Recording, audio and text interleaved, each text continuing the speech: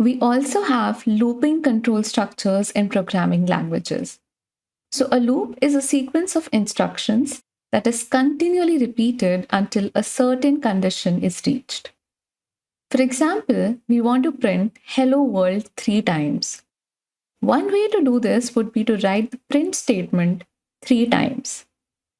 Another way to do this would be to run a loop that keeps a count and executes the print statement again and again until the count equals to 3.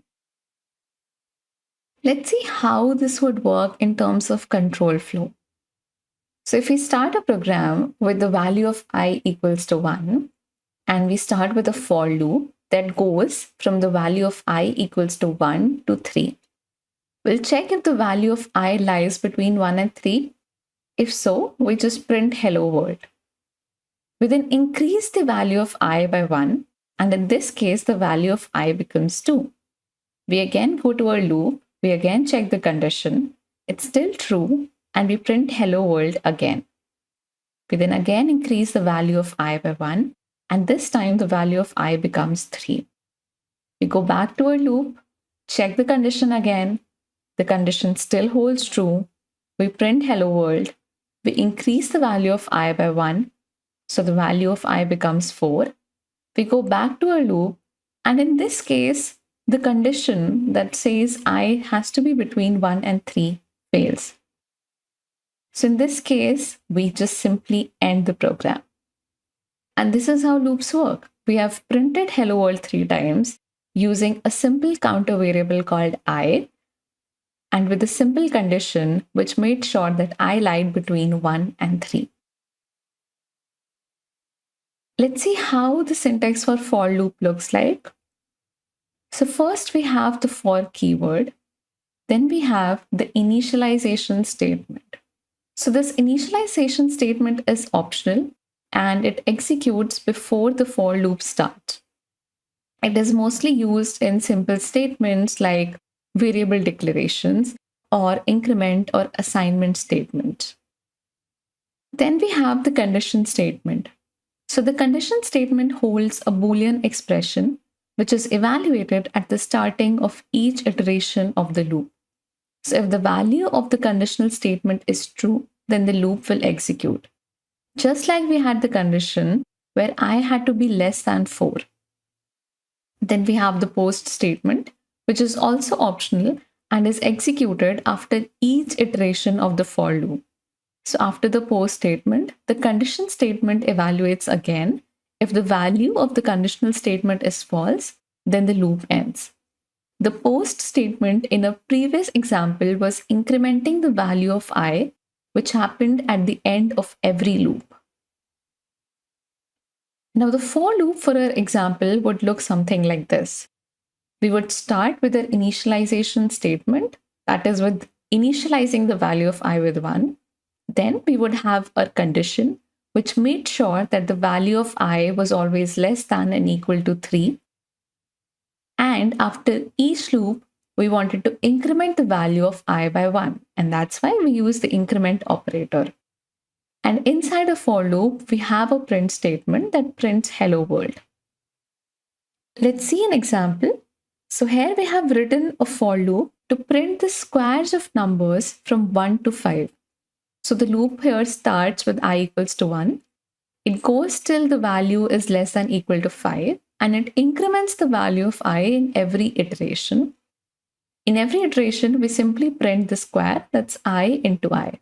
So when we run the program, we get our output. Now we can also skip the initialization and post statement, just like we discussed. They are optional to provide. So the same for loop for calculating squares can be also written like this. So the initialization statement is not included in the loop. The loop just includes the condition. Inside the for loop, we have a print statement. And then we also have a post statement, which we have again included in the loop itself. When we run the program, we get the same output. Now, if we skip the condition as well, we get an infinite loop.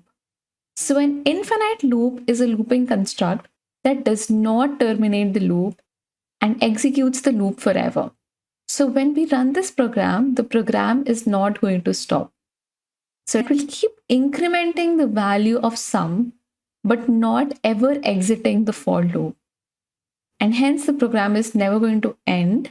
And that's why we call it the infinite loop. Now, while implementing looping constructs, you would also have scenarios where you want to skip a particular iteration in the loop, or even completely break out of the loop if something happens. Well, we have a statement called break. So the break statement ends the loop immediately when it is encountered. For example, over here, we're going to check if the value of I equals to 3. If so, break. So the loop starts with the value of I equals to 1, and it wants to go until the value of I equals to 5, and it's incrementing the value of I in every iteration. But inside our for loop, we've also specified a condition that whenever I becomes equals to 3, we want to break out of the loop. So when we run the program, we get the value 1 and 2 only. And this is because in the third iteration, we encountered the break statement, which made us completely exit the entire for loop structure. Next, we have the continue statement. So the continue statement skips the current iteration of loop and continues with the next iteration. So again, in this case, instead of break, we've used continue. So we want to say that if the value of I equals to 3, just skip this iteration and go to the next one. So when we run this program, we get our values as 1, 2, 4, and 5. So when I became 3 and the if condition was encountered and the continue statement was executed, it simply skipped the fmt.println statement for I equals to 3 and went ahead with the further iterations. That's it for now. Head over to the labs.